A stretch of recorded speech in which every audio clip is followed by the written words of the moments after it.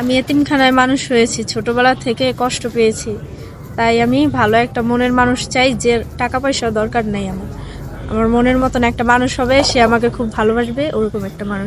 ক্যামেরার সামনে একজন বোন দাঁড়িয়ে আছেন, ওনার জীবনের গল্প শুনবো আর সরাসরি গল্পে চলে যাচ্ছি। আসসালামু আলাইকুম আপু। ওয়ালাইকুম আসসালাম ভাইয়া, আপনারা সবাই ভালো আছেন? জি ভালো আছে আপু, আপনার নাম কি? আমার নাম সুমাইয়া। সুমাইয়া।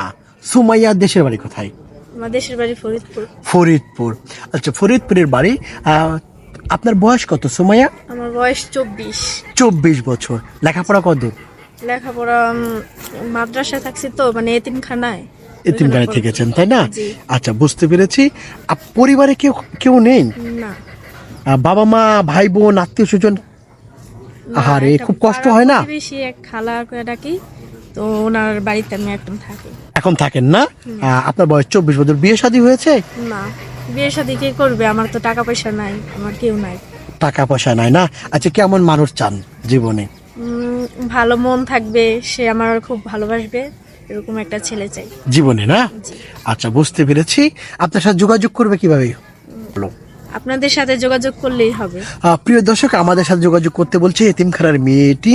খুব সহজ সরল একটি মেয়ে। ওনার সাথে যোগাযোগ করতে চাইলে ডিসপ্লে একটি নাম্বার দেখা যাচ্ছে, এই নাম্বার ইমো আছে, হোয়াটসঅ্যাপ আছে।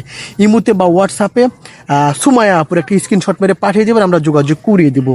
সুমাইয়া, নামাজ কালাম পড়েন? জি পড়ি, মানে সবসময় পড়তে পারি না তো। আচ্ছা আচ্ছা, বুঝতে পেরেছি। আপনি বলেছেন আপনার খালা যে বাসায় থাকেন, ওই বাসায় মানুষের বাসায় কাজ করে। আচ্ছা, আপনি কি হেল্প করতে পারেন না বা হেল্প করেন না আপনি একটু? হ্যাঁ, আমার খালাকে হেল্প করি। বুঝতে পেরেছি। আচ্ছা আপু, কোনো ভাই যদি, অনেক ভাই স্ত্রী মারা গিয়েছেন, স্ত্রী চলে গিয়েছেন, এমন ভাই যদি বিয়ে করতে চায়, বিয়ে বসবেন? হ্যাঁ বসবো, ভালো বসবেন? মন থাকলে তো। ভালো মন থাকলে হবে নাকি? হ্যাঁ। আচ্ছা আপু।